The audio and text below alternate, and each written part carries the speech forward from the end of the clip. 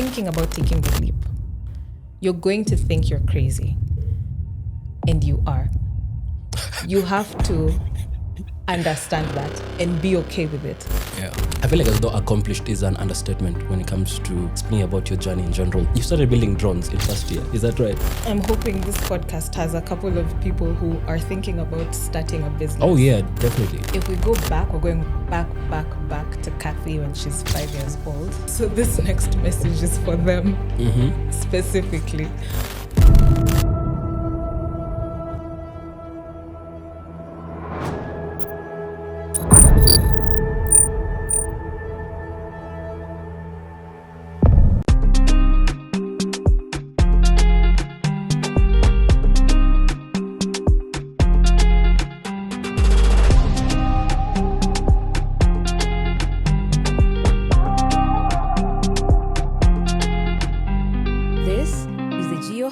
Podcast.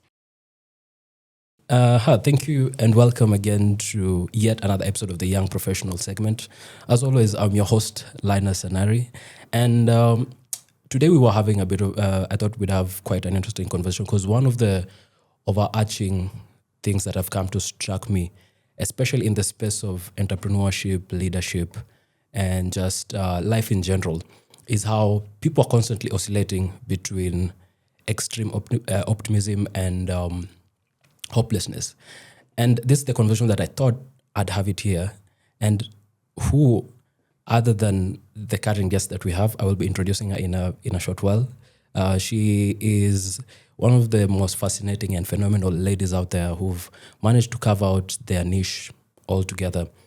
She is a co-founder and a CEO of her startup that involves the use of drones and satellite data to monitor crops, to validate carbon credits, and many, many others. She's actually quite interesting. You'll come to find it. So allow me to welcome Catherine Njeri, CEO and co-founder of Acre Insights. The same thing. Yeah, I feel like as though there should have been an audience at the back so that they all stand up, standing ovation, clapping there. Yeah. Thank you. Thanks for having me. Yeah. Welcome. I feel like as though accomplished is an understatement when it comes to speaking about your journey in general. Because you started building drones in first year. Is that right? I did. I started building drones back in uni in the first year. And that's what got me interested in the work that I do today. Oh, wow. So it's been something that has been built up one on top of the other. Yeah. It's been built up one on top of the other. It's one of those things where when you start out, you don't really know that what you're studying in school is going to be what you end up doing for the rest of your life. I didn't even know I was going to be an engineer. I was going to uni to study business. And then... Really? By way of stumbling across this lab room and being introduced to Arduinos and this other component called a Raspberry Pi. Raspberry Pi, yeah. Yeah. And then I was like, wait, this is such cool tech. And I didn't know how engineering could be applied in the real world in business. I knew if you study business, you're going to do business. But I was like, if you study engineering, no, I have to go work. You know the general idea of what engineering used to be. So I didn't see how I was going to apply it in the real world, but I knew I was very interested in it. And that's why I ended up studying it. Then I studied engineering, which is big power. I did electrical power systems engineering. That's big power. But then I ended up focusing on small power because in our lab we had a lot of equipment, and I ended up building a drone. You go to the internet, you download STL files, and you put the parts together, and you get these controllers. Now, after we've learned about Arduino and Raspberry Pis, come into the world of microcontrollers, which is small power, and we have it's called a Pixhawk. Another small controller, but this one is specifically designed for drone technology because it knows how to send power to the rotors, to the motors where the rotors are. It knows how to send power to it knows how to drain power from the battery. So it understands drones. So get a Pixhawk, put it together, and it flew. It's shocking to me because I didn't know this thing could fly. Were you doing it for fun? We're doing it for fun. It was myself. I had a couple of other friends in the lab. We called it the robotics lab. So we built rovers and drones, things that could move, basically.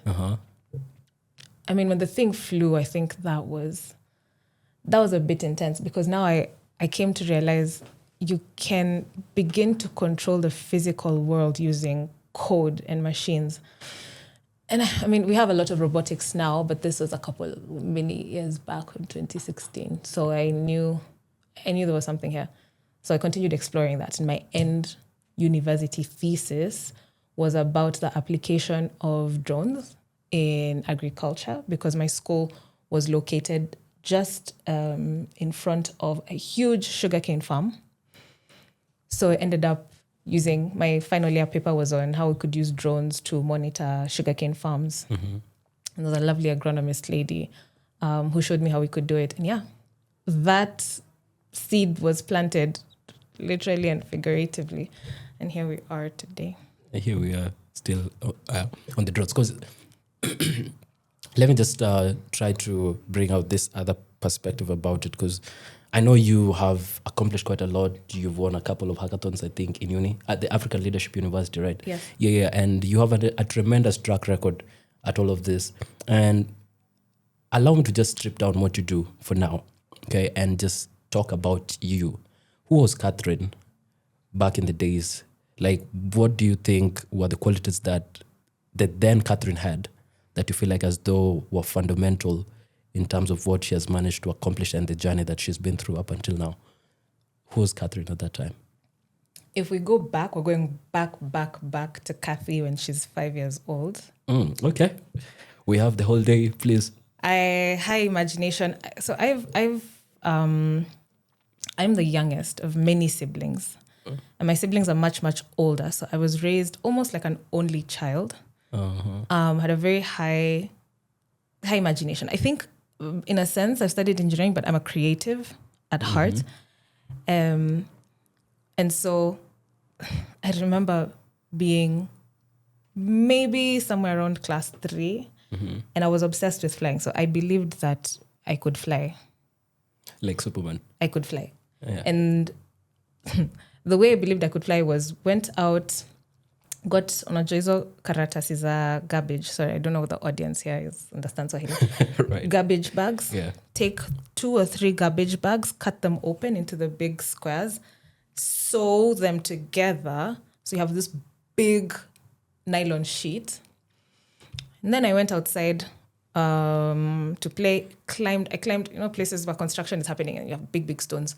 So I climbed the stones, and mind you, I'm small, I'm 8. So climbed the stones to the top with my big sheet, and I was like, today I'm going to fly. Because on cartoons, we always used to see how when someone is about to jump off a building, and then they just have a parachute, and then the parachute brings them down slowly. So I take myself up, maybe 3 times taller than my height at the time, and I jump, and I just remember it was a glorious maybe 0.3 seconds, because the moment it hits, the air hit the sheet properly, just, I mean, all the seams just open, and it was just open wide, and I just went falling down. Yeah. But I think there's a bit of curiosity there on what... Did you hurt yourself though? Yes, of course I did. How bad? Nothing broke. Never broken a bone. Okay. It was painful. That's I good scraped. enough. I scraped my leg. It was fine. But I think, such ideas on curiosity, just being curious about what you can explore. So that's a bit about how I've been in my childhood. Now, growing up, I studied. I was good in maths. I enjoyed maths in school. Did not enjoy GHC. Social studies. Things where we've studied rock formations. And I know this is a geo podcast, so I didn't like GHC very well. And I moved quickly when I got to high school to focus on the subjects that I liked, the sciences. CRE, biology, physics, maths was mandatory, and business studies. And so my ultimate goal was, I'm going to study these things, and I'm going to go study business in school. The general narrative in school around that time was, you study hard, and if you study hard, you're going to go to school, and school will kind of sort you out, and you can leave school and become a person in the world. Now, I know a couple of us, we know this isn't necessarily true. school isn't the end all be all. It matters what you study. It matters how much you care about what you study and how you apply it in life. But at the end of the day, like, there's so many other factors that affect success outside of school. Your network, your net worth, those things. But at the time, that was a general belief. I studied my maths, but I didn't know how I was going to apply it. I didn't know how, physics would ever be applicable to me. Yeah. But at least I understood that I liked it. So even when I went to uni, because I knew I liked the sciences, but I did not know how to apply them, it was obvious this was a path I was going to take to study business. Someone, I would say, changed my life when I was in uni. When I was told that engineering is a way of thinking.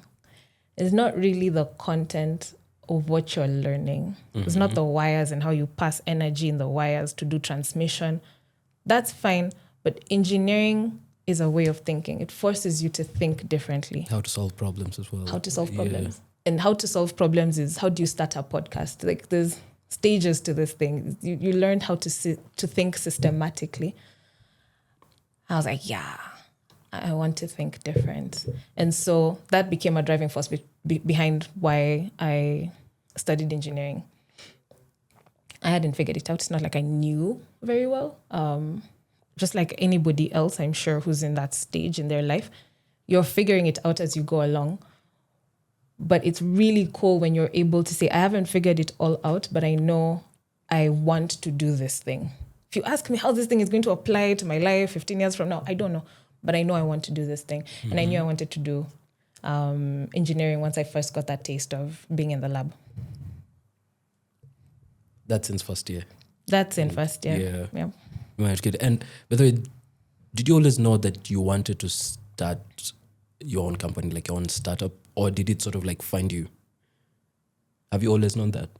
I think that's a good question. We're a product of our families, eh? My parents, siblings have all generally touched on business. And so I've grown up in a household where there's that kind of flexibility in time. People who run their own biasharas have this sense of flexibility. It's 11 a.m. on a Tuesday. And it's like, yeah, let's go buy your uniform for something. Time isn't really structured around 8 to 5 normally. So I grew up around people who had this shared flexibility in time. So I knew I wanted to have that kind of flexibility in time. Now, whether it could be freelancing or running my own business, so I can be able to structure it the way I want. Either of those were options. I just knew that's what I wanted, the flexibility and autonomy in my life. Now, fortunately or unfortunately, that ended up tumbling into, if you're trying to do that to make money, then you're going to be running your own business. It's the best way. At the same time, I had also, by the time I was finishing uni, I had a very strong idea. So I've done my thesis. We've flown the drone over sugarcane farms. We have seen in the sugarcane that there were weeds. So I'll give you that story on how I ended up using the drone for the sugarcane specifically. We get into it, but it's like we've already seen that there's insight in the drones. And I'm now like, there's something here. There's something about being able to see the world from a different angle, this bird's eye view. If I could see weeds in sugarcane farm, what could I see in avocado? What could I see in onions? What could I see on just bare earth? What could I see for animals? So a lot of questions that were left, like a lot of questions that came up, basically from being able to fly a drone and having this new angle to see the world. I thought it was very, very cool. I guess that became an interesting seed for, I want to pursue this. So I started looking for companies that were doing that. I found one in South Africa that was doing it. I could never get a work permit to go work in South Africa because I was just fresh from uni. Tried to apply to them so many times. They were like, we'd love to have you as an intern. But, I mean, are we going to get a whole work permit for an intern? No. Fine, I understood. But then that seed is already planted. And now because I can't apply myself to a company that's already doing it, the next best thing is doing it yourself. In this area where it isn't being done yet. Wow. And you do understand that there's really a lot of risks. I really love your journey. It's actually quite beautiful. I remember when we were even having the video call the first time we were having this chat. I got to see your journey and it was quite inspirational. But what made you take the leap? Because it comes with a lot of risks. You do agree that? Yeah, it comes with a lot of risks. There are people who usually end up giving up in a couple of maybe milestones. First month, second month, the third month, they're on their knees crawling. Yeah, what made you take the leap and kept you focused going all through? I'm hoping this podcast has a couple of people who are thinking about starting a business. Oh yeah, definitely. Many young professionals out there are quite desperate to start one. Okay. So this next message is for them specifically. If you are thinking about starting your own business and you've tried it out, I think what you mean by the leap is, I was employed. Once I finished uni, I got a job, I was working. The leap is where I quit that job and quit that lifestyle and quit that salary, take salary from thousands to zero. Oh man, yeah. Move back into your mother's house to start life. So my message to that person is, if you are thinking about taking the leap, you're going to think you're crazy. And you are. You have to understand that and be okay with it. Yeah. What made me take the leap to doing Acre Insights is I had already been finishing at ALU around 2020. I get back home. I had worked to network and get an internship that I converted into a full-time job. So now I'm working. This idea is festering at the back of my mind. 2020. It's festering at the back of my mind 2021 when I meet my co-founder, Maggie. We're talking about it. It's festering at the back of my mind 2022. And in 2023, we're like, you know what, we just can't keep festering this thing in the back of my mind. Let's try. And so it didn't start off as a company, it started off as projects. So we first started off while working jobs, flying drones for avocado farmers. So you find that free time, which will be, you take 1 week off from work and then you say, we're going to travel to Nandi. There's a bunch of avocado farmers there. It's all on your expense, obviously, on your own savings. Going to hire a drone. Don't have my own drone. Drone cost money. We're going to hire it just for the day. Fly it for the avocado farmers and then come back and work with Maggie to see what kind of insights we could pick from this. Can we count the number of trees? Can we predict how much avocado yield is going to be coming out of those trees? We tried. I can say it wasn't very pretty. It ended up being Maggie's final year project as well, using drones to predict yield for avocado trees. Right. It was so hard. It's so hard to predict yield on something like that. But this idea kept festering. There's not just avocado. There's more crops. There's more things that we want to try out. And I remember having this conversation with myself. The amount of time that building this type of a company requires from me is I work in corporate startups. I used to work in corporate startups, so they demand a lot of time. So the amount of time that I need to build this thing and actually test it out proper to see whether it works or it doesn't work is more than the time I have currently being employed. So it literally was taking the leap because I'm like, it hasn't worked. We've tried it on avocados, it hasn't worked. We can go to sugarcane, but I have to go to Western Kenya. I don't know people who have sugarcane in Kenya. I can go to... because when I was doing it I was in Mauritius. ALU was in Mauritius. That's why we tried it out with the sugarcane farm. When you come back to Kenya, we don't have that same context. I don't have networks in sugarcane farming. You can try it on rice. You can try it on onions. You can try it on other small tree crops, macadamia. I just don't have enough time to try this out. While also working. Yeah. Unfortunately, you can see that kind of career path requires a lot of field work. Yeah. I'm obsessed about this. I'm thinking about it daily. So to be fair, I think I had a conversation with myself and I said, okay, what's the worst that could happen? It could possibly go wrong. Yeah. And you document that out for yourself. One, gonna run out of money. Totally 100%. Like you'll be forced to maybe just unapata tu unga ugali na I don't know, chumvi peke yake, and that's all you can have. Like just think what is for you the worst version of the worst version of this.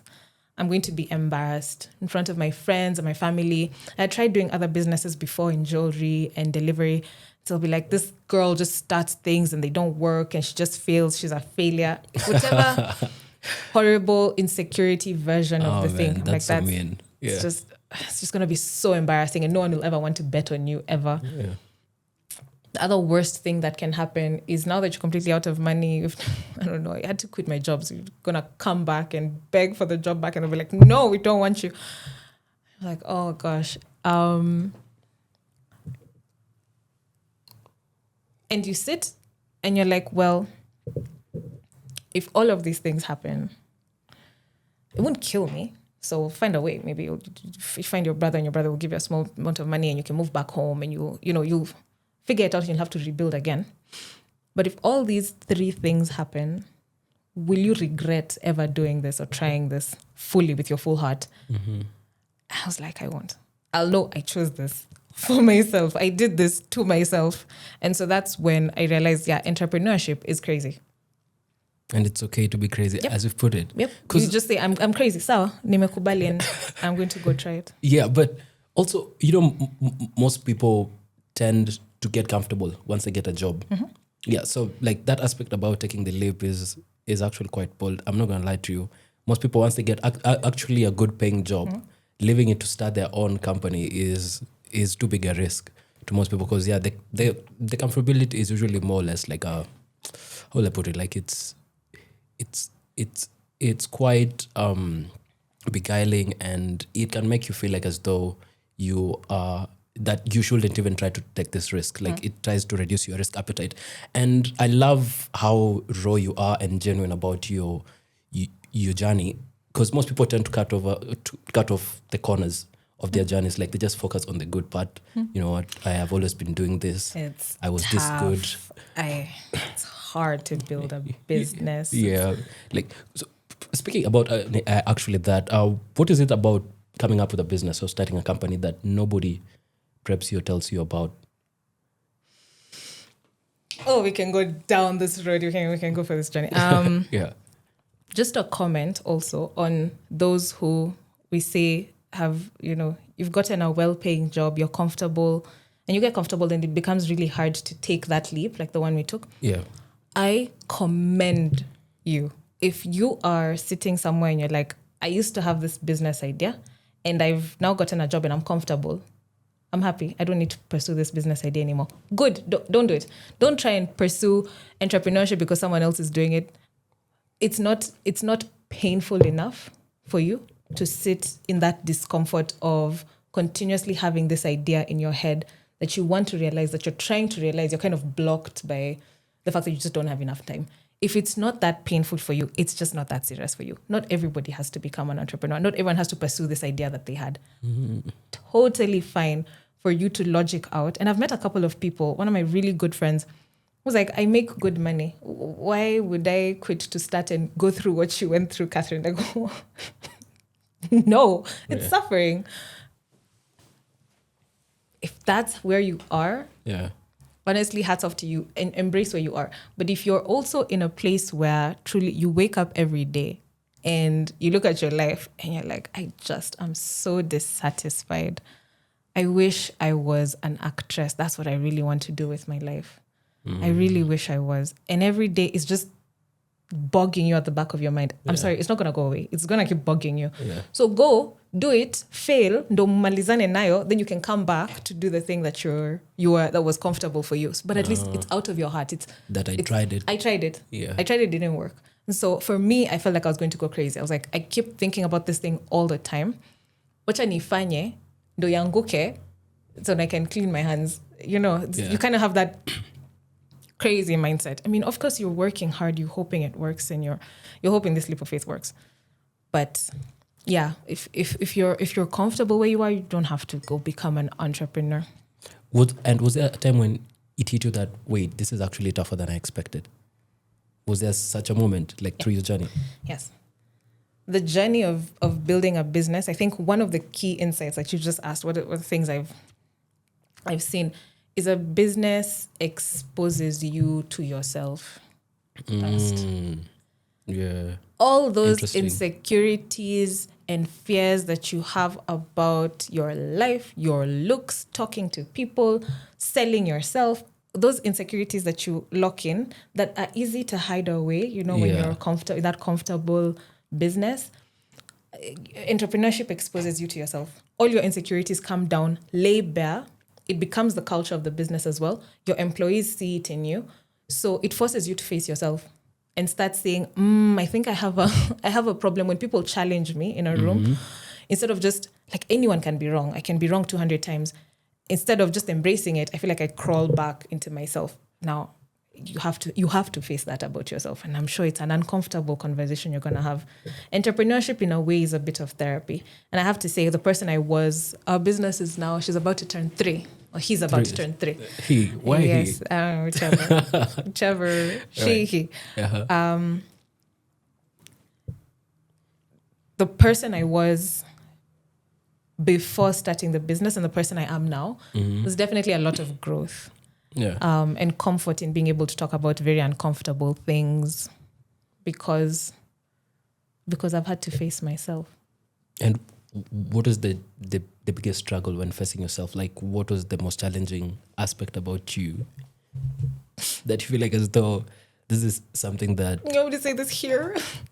Let me tell you my biggest challenge. Yeah. And hopefully this helps someone, because I'm sure other people have these insecurities as well. Money. When you grow up in an environment where I did my university education, and I was fortunate, got a scholarship. My home, where my parents are, has been catered for. Like, I grew up in a home where everything was catered for. School fees was paid for, food is paid for. And so somewhere in my university, when I got my first internship and they started paying me, my parents, I told my parents are in business. They were very clear and categorical that we're not cutting you off. You will receive no more allowance from us. It was fine because I had an internship and it was paying me, and I'm still in school, which has already been paid scholarship.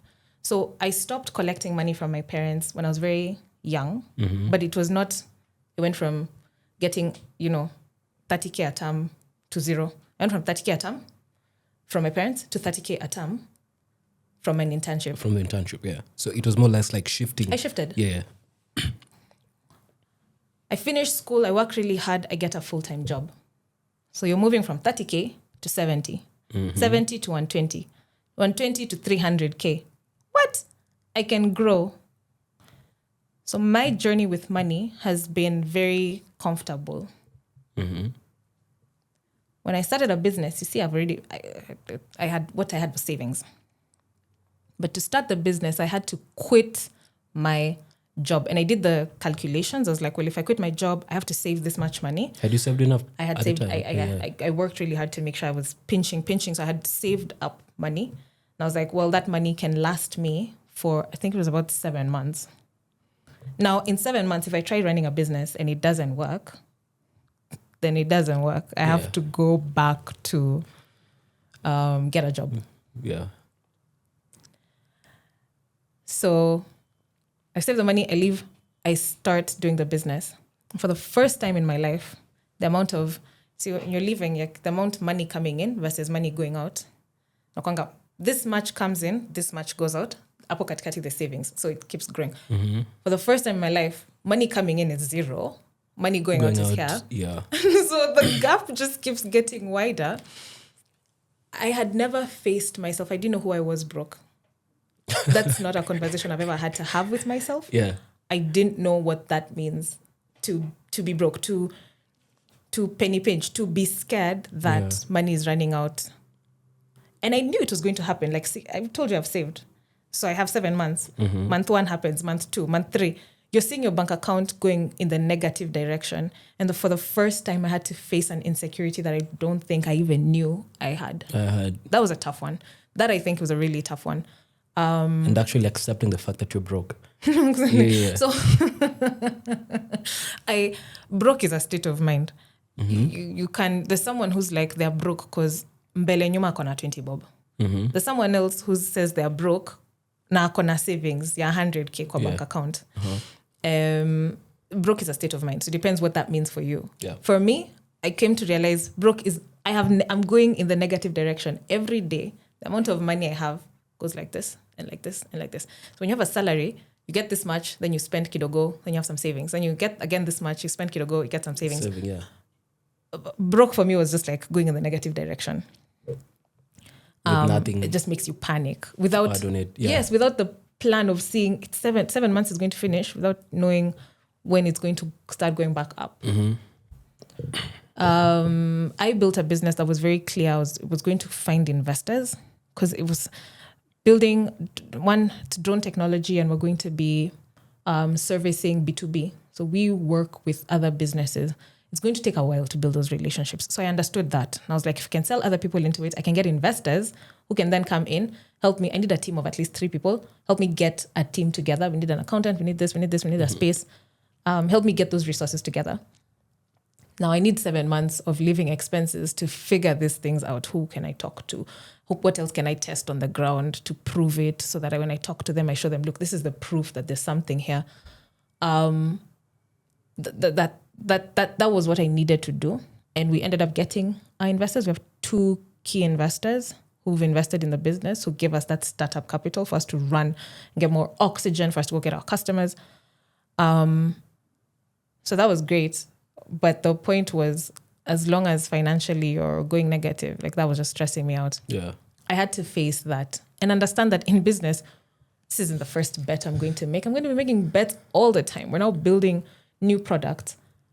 I have to invest in it without necessarily knowing whether we're going to make that money back. But you just do your math and you're like, I believe in this. The math checks out enough that it might work. Might not, but it might work. And the odds are pretty fair. Yeah, and it still requires you to put money in that. Yeah, I think that it's a state of mind, to be honest, to be broke. But that was pretty tough. Yeah. So sorry that you had to go through that. And okay, let's just try to shift the conversation. Let me say, okay, let's shift it now to this other side of you as well, because you come out as articulate and quite well spoken, which is one of the other skills that I feel like as the young professionals to also invest in, the soft skills side of it. How do you think you came across to where you are, like at the moment? Like, were there moments in your life that prepped you with this? Like, how did you end up building your soft skills? Like, what was the strategy? Was it something that you had planned, or it just you bumped into the fact that, oh, I'm actually good at soft skills after doing some things? If the soft skill is speaking, I, in class 5, did, what is this thing called? When you go on stage to read a narrative. Like to do single, one person will put you a script. You have a script and you're going to go read a narrative in front of an audience. That was my first time ever on stage. And I got the script and I go on stage, all 11 years of my age. And I could not for the life of me get even one word out. I remember standing there with the script. You anxious, nervous, completely. Stage fright, 0 words, 0. I stood there for about a minute. I was like, at this point, I might just faint.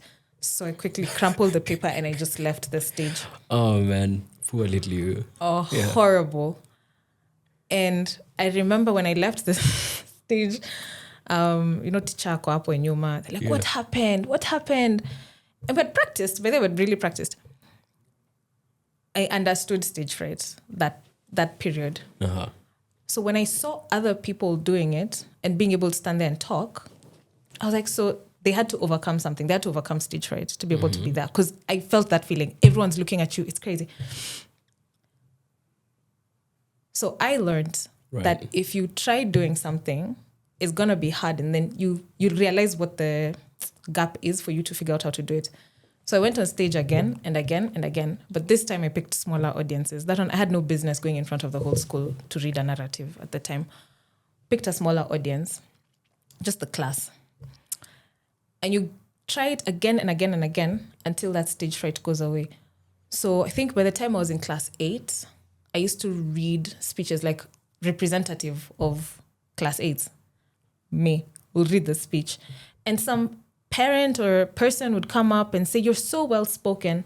It's because I tried doing the thing over and over again. So I used to speak on stage when I was in primary school. And even if I was an adult and I never spoke on stage, I would try starting to speak on stage or to speak in a podcast like this until I figure it out, because being able to, to learn things means to fail at things. So yeah, that's my wording, my my diction is because I used to go on stage in primary school. I think that's where it comes from. Uh-huh. In high school, I started acting. So I started being an actress. That one just teaches you to make a fool of yourself.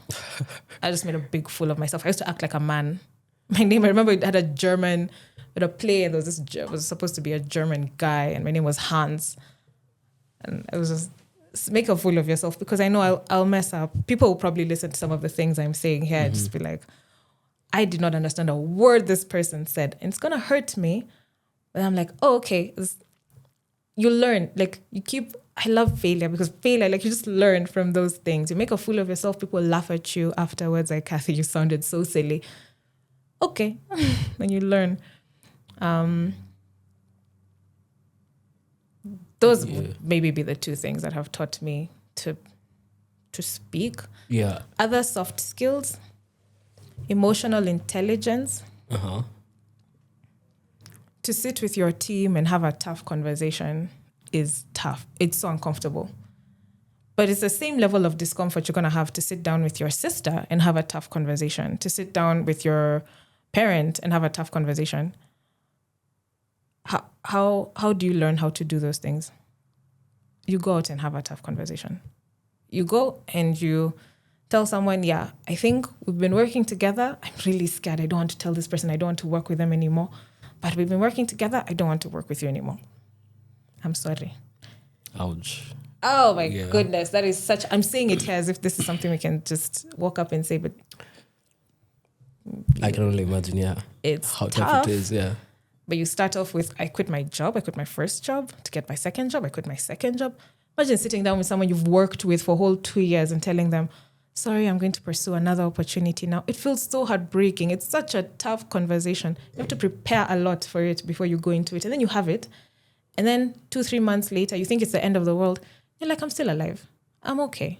So your brain somewhere in between picks up that doing tough things is okay. It's not the end of the world. We can do it.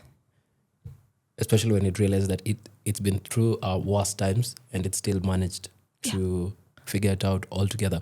And amazing how the brain works, right? It's so good. Especially like it keeps adapting over a period of time, depending on what you feed it, like the experiences.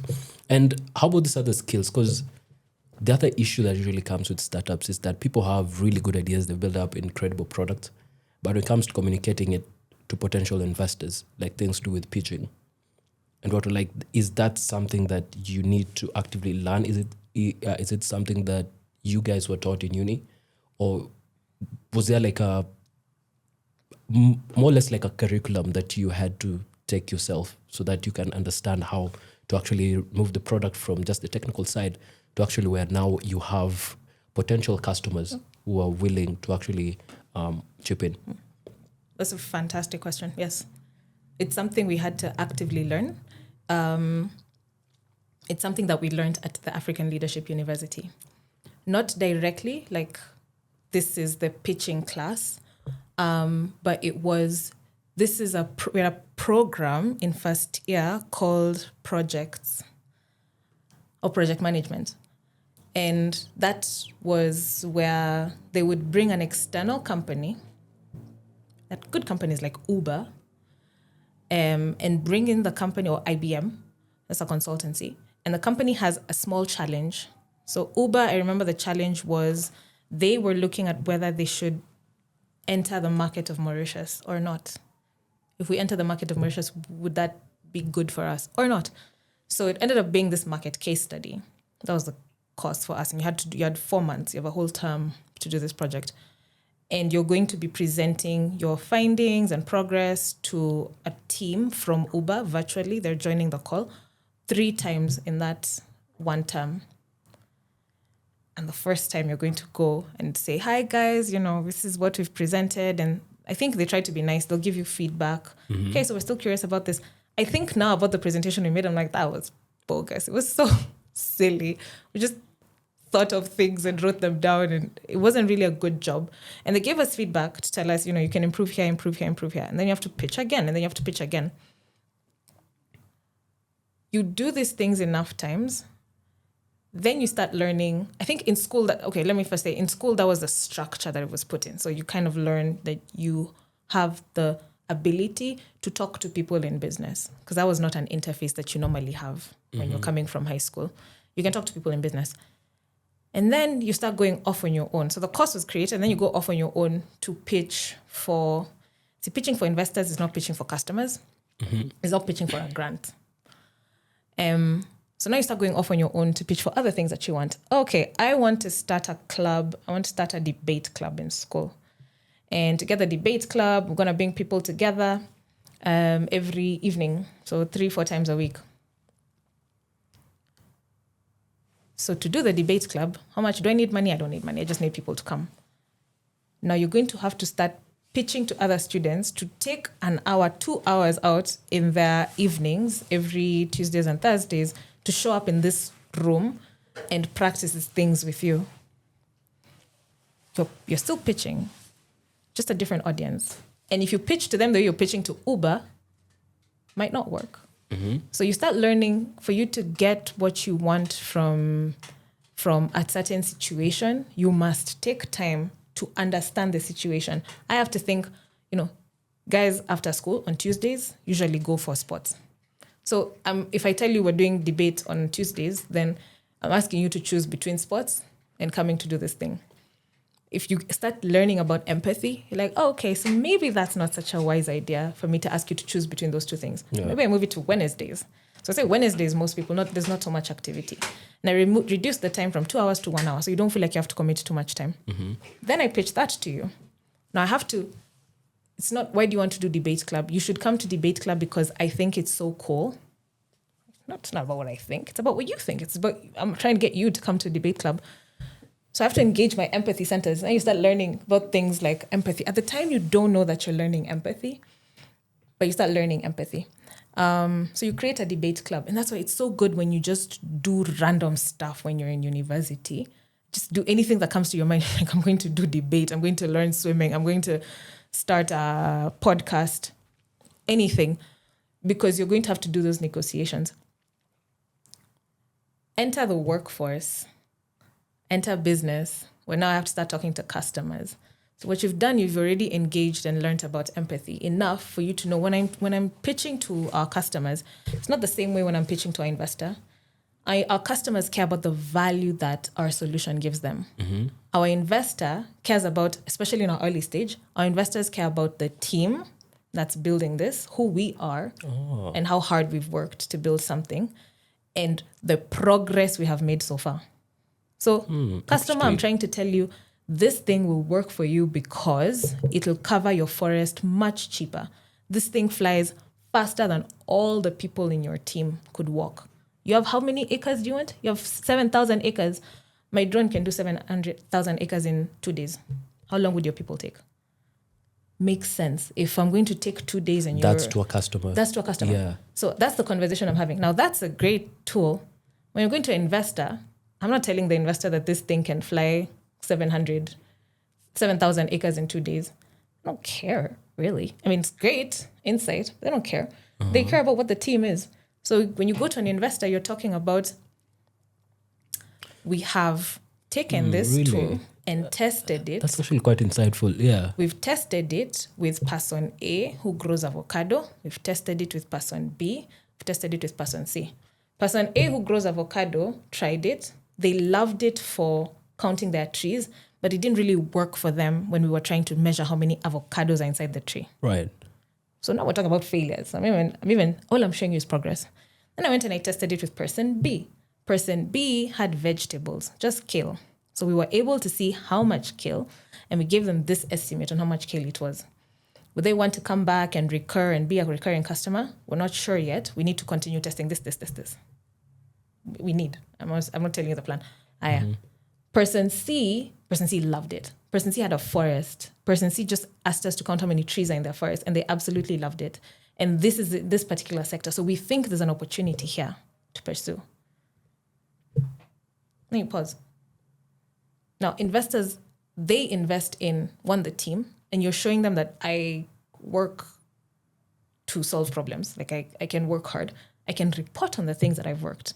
Means I'm able to be reflective. So if you give me money, your money will clearly go into figuring things out. When you're very early stage, that's where you are. Once we're like maybe 15, 20 years old, then I can be reporting, our company has made 100 million this year. Next year, we project to make 200 million. We need your money to do this. We can talk more numbers there. When you're starting off, you can't talk too many numbers. You don't even have them. You don't even pay yourself. So the people you're talking to, the investors are investors who invest in progress and potential. So you're like, yes, this is what I did in school. These are the clubs I did. Then I'm here. Then I've tried this. I'm trying this. This is where I want it to go, where I think it can go. This is how much I've tried.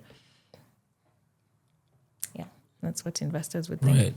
Right. By the way, let me just ask this question because this is actually quite insightful, especially for those young professionals out there who have their own startup and might be struggling more or less like it. For someone who isn't naturally confident or well-spoken or outspoken or any of those soft skills, where do they start from? Like, your perspective, where do you think they should start from? Do you think I'm naturally confident? I don't know. Seems like as though from your history, it seems like as though you were not naturally confident, but after a couple of gambles here and there, you ended up picking it quite well. But where can someone start? Let's say they're in uni, okay? Because I've seen this thing quite a number of times, especially when it's time to present a project upfront and someone goes there to present their project and they're shaking. It is your project. You can talk about it up the top of your head. Like, what is it that making you shaking? Because I totally get it. I totally understand it. Like, yeah, it's easy to explain, but at the time you're thinking about other factors as well. You've never had a chat with your lecturers looking you dead in the eye, looking for those small bits and pieces for them to grind you about your project and make you feel how dumb you actually are or not maybe. Yeah, so for such a person, where do they start from? Because these soft skills are not really soft as people try to make it sound. They're actually really hard, like trying to build up to where someone like you is. So where can such a person start from? I think they've started in the most perfect place. In front of their classmates, in front of the lecturer who's going to grill them, shaking. Might even piss their pants kidogo. I think they've started at the most wonderful place. I think that's a fantastic place to be. Because if you're saying, I want to learn to be able to present confidently my solution or the thing I want, you have to put yourself there where you're going to have to present confidently. Chances are you'll get on Instagram or TikTok and present to the world. Maybe you don't know anyone there, but you present to the world, guys, I've built this thing and it works like this and like this and like this, and you're still going to be shaking. Yeah. And then you'll have another presentation to your lecturer. You're still going to be shaking. You're going to be shaking maybe about 50 times when you do it. I think that's a fantastic place. That person, whoever that is doing the exact thing. It's uncomfortable. Yeah, I'm sure it's uncomfortable. It's just so sad. Just trying to put themselves in the uncomfortable they're part of doing it. Yeah. Oh boy. Right. Okay. Let's just go back to the startups and everything. Are there is there anything that you usually think makes most startup not work, or maybe why most investors don't end up investing in other startups? Because I have friends who have brilliant ideas, but now trying to convince people on the investment side of it is actually the tough part of it, and leads up to them being demoralized. Then the startup starts to crumble and they end up just leaving it on the shelves. Yeah. Do you think there is any thing that usually makes most startups don't work in particular? Yeah.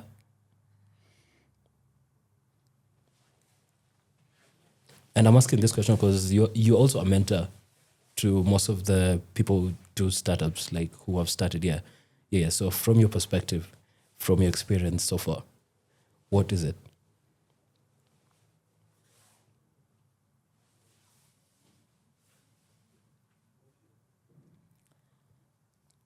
Okay, so as we grow older, I think maybe you know this, you've talked to a girl, she rejected you. We start learning like how to live with discomfort. I think one of the things, like you've said, that would kill startups really fast is not asking for feedback or not listening to feedback. Because feedback is so annoying. Look, we're you and me want to build a company and say we've decided to make Geohabari mugs together. And it's going to be a fantastic company. We're going to build a brand around it. So we need capital money to get these Geohabari mugs. And so we go to an investor and we tell them, hey, our idea is to make Geohabari mugs. This is what they look like. We think it's cool. We need 200K. Investor says, no, I don't think I'm ready to invest in such a business now. Cuts the call. I mean, we've been working on this for weeks. We're going to be so gutted. It feels like crap. Like, why did you just say no to something that I've been working on? It almost feels like you're telling me no, to be honest. It feels very uncomfortable. I think startups die at the point that they forget you're valuable as you are. As a person, you are lovable, you are fun, you are valuable. What you will struggle with is accepting that this was idea. They didn't say no to us. They didn't tell us that we're bad. They said this idea is what they don't want to invest in. And so being able to ask for feedback, going back to the investor and saying, so why did you say no? Like, I just don't think the mug business makes sense. Okay, that's feedback. Or, yeah, I know, I think the mug business is really interesting, but I don't think you guys are ready. I don't think you guys are set up to do manufacturing of mugs or designing of mugs. That's feedback. Or I just think it's really expensive. I was ready to give you guys 50K, but 200K to make mugs? Mugs are 10 bob. I just don't think that makes sense. Now that's feedback. So it comes from I think there are two parts. You want to understand that feedback, when you're building an idea, you're presenting to the class, you're presenting to your friends, you're building an idea. There is you and there is the idea you're building. So you must separate yourselves so that when feedback comes, you know they're saying no to this idea, which allows you to separate yourself a bit more and be able to pursue feedback on that. When you don't ask for feedback, you don't get feedback. You don't get feedback, then you build your own narrative on why your just doesn't work or why you don't work or why this thing is so hard. Then you shelve it because it's hard to keep going out there and being rejected multiple times. I know it's hard. Yeah, from experience. Well, I mean, we might run the risk of having this conversation the whole day. I'm not going to lie to you.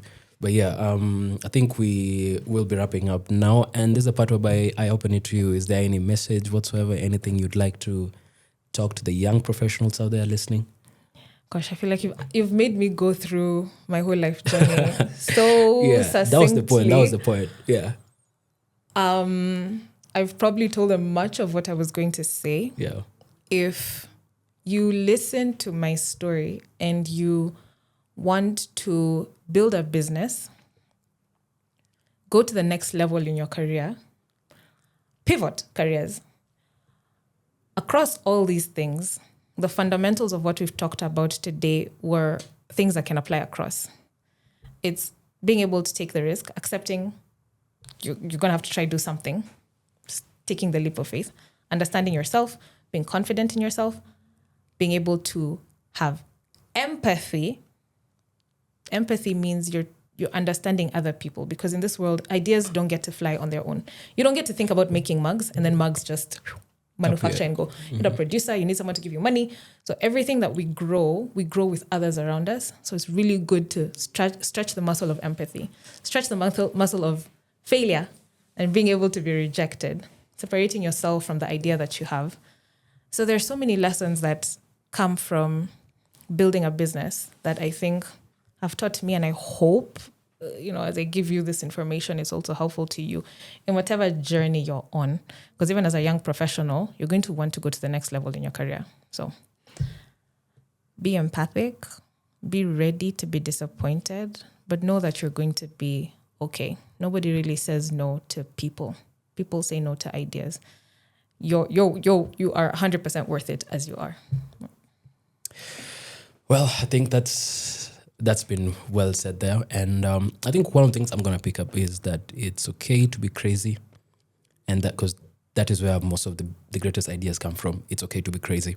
Right, ladies and gentlemen, that has been it for this particular episode.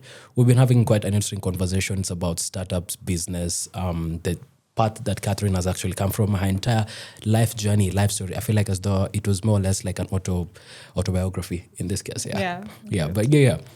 Please, in case there's any way that anything you'd like us to also feature in the upcoming episodes, feel free to comment. And for those who'd like to reach out to you, your LinkedIn is? My LinkedIn is Catherine Njeri, Catherine with a C, Njeri. If you're in Kenya, Njeri is Njeri. Just those two. Drones and storytelling, I think, is the first thing you'll see on my bio. Right. I wear a green shirt somewhere in that picture. And you'll never change the DP? Hopefully, but I'm pretty sure I'm going to change that. I look too young in that picture. Drones and storytelling. Yeah. Find me, please connect. All right, ladies and gentlemen, that has been it for today. Until next time, I've been your host, Linus Anari. This is the Geo Habari podcast.